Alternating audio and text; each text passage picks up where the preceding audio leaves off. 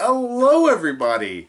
I'm back again with another technically long range series, though, if I'm not mistaken, now it's officially ended at 21 volumes, I want to say. Which, hey, that makes me even happier because it means I don't have as much I gotta hold on to because I love holding on to my mangas. Eventually, I think if these get famous enough, I'll try and like auction them off for like charity. And sell them off to somebody. Like, or, yeah, pretty much like, hey, you want to buy them here? $150, just go and show it to charity. But hey, I want to talk about, of course, Assassination Classroom. I cannot help. I actually rather enjoyed the first one, even though it was kind of silly. I was like, I'm not sure how this is going to grow into a whole, series because there's not so much I think this could do. This book proved me wrong that this can actually hold its own as an entire series. Just more of Koro Sensei's, just wackiness and goofiness is one thing, but on top of that, they actually introduced a new assassin, for lack of a better way to describe her, who is their English teacher. Her name is Irina Jelovich, or something like that. They call her Irina the Bitch, or something like that, or Jelabitch, or the Witch, or something like that. They call her all sorts of names. Holy shit, is it funny? I cannot help it. The whole time I was reading this, I had to put it down because I was laughing my ass off. Koro Sensei is still always as dominating of a powerful force, but still goofy in his own right, which is just awesome to see. I love that, you have this overpowered character who is, who admits they're overpowered, and they're like, yeah, I just want to do dumb shit just because I want to. There's still, the mystery of why do they want to be a teacher and all this. Though there's more hints about that, which that was what was super interesting. It's like, not only was this funny, like there was some really funny bits here and there. Hell, there was a fucking Naruto reference throughout parts of this that just like, alright, that's making me go ahead and I'll read the rest of Naruto. Alright, I'll read it now because that was funny. But yeah, there's also just different little things. Like by the end of it all, they go on a class field trip and a few of them get, kidnapped by these assholes. And I'm happy to see Koro Sensei is probably going to end up being a hero of it. Or how it seems like they might be setting it up is showing the classroom working together, not just to try and assassinate him so that way they can get this bounty, but more importantly, because they're becoming friends. And that's actually something really cool throughout this entire series. It's like all these characters, even though they're, technically all fighting against each other first, throughout the first volume, they kind of bickered here and there. Here they actually talk more amongst each other like friends. They still pick on each other here and there. If I pick on my friends and they pick on me. I mean, I wouldn't love you if I didn't pick on you a little.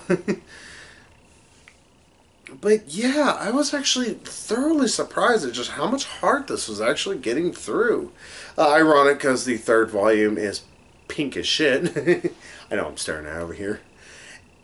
But it was also interesting to have this new character, Irina, get thrown in. At first, I was thinking, okay, she's going to get a little annoying. She's just the classic anime, get mad and yell because people don't pronounce her name right or anything like that. But she develops into more of a character throughout the entire volume. And I was like, oh, that's kind of smart. That's actually kind of cool there. Thanks, I didn't think y'all were going to go that far. And that was actually what I think has driven me to want to go ahead and finish up this entire series. As long as there's nothing inherently just idiotic that happens in it. Knock on wood. But I'm looking forward more to this. I want to see if the kids are going to be able to defeat Koro Sensei, but at the same time, I'm kind of really enjoying his character. I'm enjoying the fact that, he's different. He's a lot different of a maniacal villain.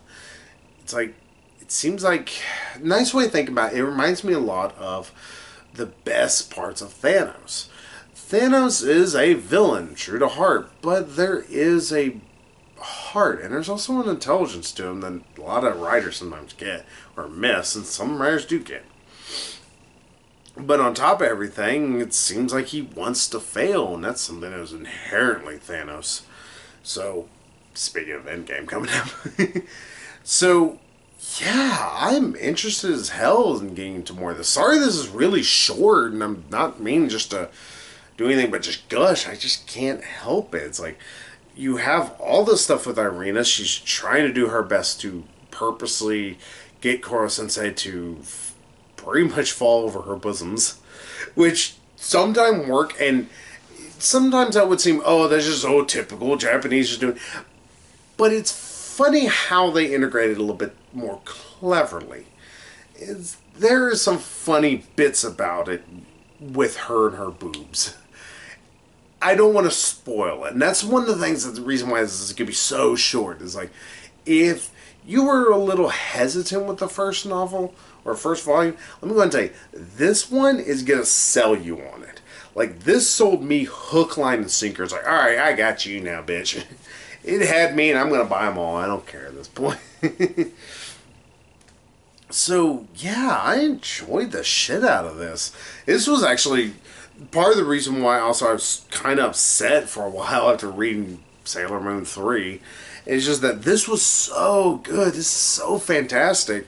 And I kind of blazed through it, but I kind of have like a list of how I'm reading stuff. And that was such a disappointment. I'm like, it does not help you going from a really good high to really low. So, what can I say? Assassination Classroom is fantastic. Like I said, if you were uncertain or on the fence, go pick this volume up. One of the best manga, pretty much stories I've read in a while. Hell, I think you almost could pick this up and get the entire story without having to pick up the first one. Even though I thought the first one was really damn good. There's just going to be some character nuances you're kind of missing on. But yeah, go for it. This is fucking great. Pick this up right here and now. And also, I love that there is still like little bits that the writer includes where he kind of makes fun of himself. Not as much as My Hero Academia writer, who is just fantastic, I have to say. But still, it's nice to see writers kind of poke fun at certain things they do. So, yeah. Get Assassination Classroom, especially Volume 2. If you want to start it up, hey, you can start on 2 if you want to. If not, yeah, the other volume's also great too. This one's just, oh my god, so great.